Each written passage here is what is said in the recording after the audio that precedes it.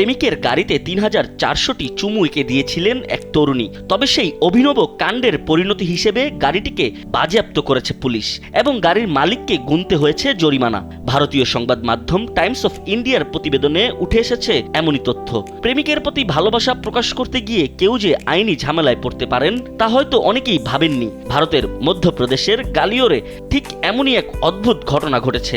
গালিওরের বাসিন্দা আদিত্য শিকরওয়ারের গাড়িটি সম্প্রতি পুরো শহরে মনোযোগ কেড়েছিল, কারণ ওই গাড়ির বাহিরে প্রায় সম্পূর্ণ অংশ লাল লিপস্টিকের চুম্বনের ছাপে ঢাকা ছিল। লোডশেডিং কিংবা ঘরের বাইরের তীব্র গরমে ওয়ালটন রিচার্জেবল ফ্যান থাকলে থাকবে শুধু বাতাস আর বাতাস।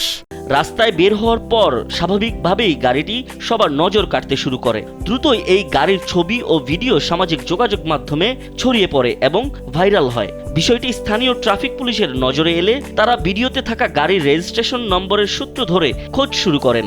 এক পর্যায়ে পুলিশ গাড়িটি বাজেয়াপ্ত করেন এবং মালিক আদিত্যকে তলব করে। পুলিশি জিজ্ঞাসাবাদে আদিত্য নিজের ভুল স্বীকার করে নেন।